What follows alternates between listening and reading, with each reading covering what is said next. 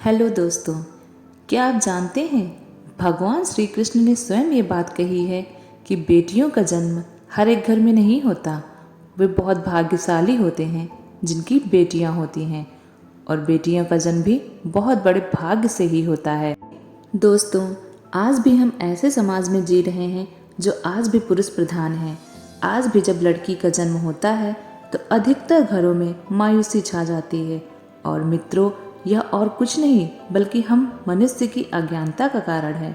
लड़की को पूज समझते हैं, परंतु आपको जानकर हैरानी होगी, लड़की का जन्म हर किसी के घर में नहीं होता, बल्कि उसी के घर होता है जो भाग्यशाली होते हैं और अपने पुण्य कर्म अर्जित किए होते हैं। और आज हम आपको यही बताना चाह रहे हैं कि भगवान कैसे घरों को लड़की का जन्म देने के लिए चुनते हैं। वह कौन से पुण्य कर्म है जिसकी वजह से कोई भी इंसान एक बेटी का माँ बाप बनता है।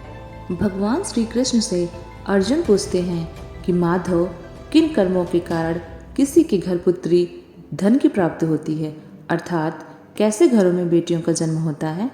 तब भगवान श्री कृष्ण अर्जुन से कहते हैं, पार्थ, अगर किसी के घर बैठे भाग्य से होते हैं तो बेटियां सौभाग्य से, और जो भी स्त्री या पुरुष अपने पूर्व जन्म के पुण्य कर्म अर्जित किए होते हैं उन्हीं के यहाँ बेटी का जन्म होता है और वे सौभाग्यशाली होते हैं। बेटियों को जन्म के लिए उन्हीं के घरों को चुना जाता है जो बेटियों का भार सहन कर सकें, क्योंकि तीनों लोकों में स्त्री अर्थात बेटियां ही ऐसी होती हैं जिसके भार हर कोई इंसान सहन नहीं कर सकता।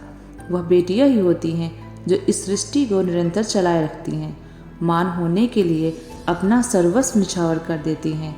हे अर्जुन, पर जिस दिन इस सृष्टि में बेटियों का जन्म लेना रुक जाएगा, उस दिन सृष्टि भी और धीरे धीरे इसका अंत हो जाएगा।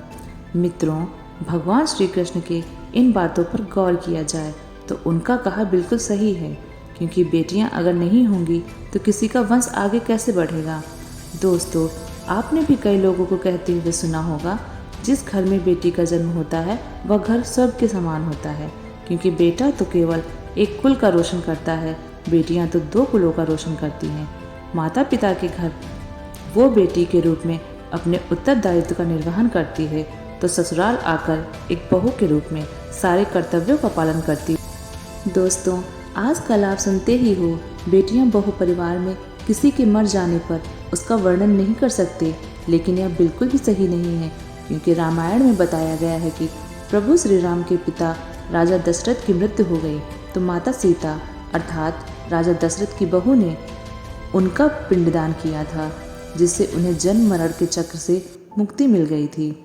इतना ही नहीं, हिंदू धर्मशास्त्रों में बताया गया है कि बेटियां भी अपने पिता के नाम का पिंडदान कर सकती हैं। वही अगर ससुराल पक्ष में कोई पुरुष नहीं है तो इस स्थिति में बहू भी पिंडदान कर सकती है। इसलिए मित्रों, वह लोग बहुत किस्मत वाले होते हैं जिनके घर में बेटी का जन्म होता है। वही वह हर परवल किस्मत के होते हैं जिनके घर एक से ज़्यादा बेटियां होती हैं। शायद यही कारण है कि बेटियों को लक्ष्मी कहा गया है। दोस्तों, बहुत से लोगों की सोच यही होती है, बेटी है तो बिना समय गंवाए और इस पढ़ाई में पैसा लगाए जल्द से जल्द शादी कर दो।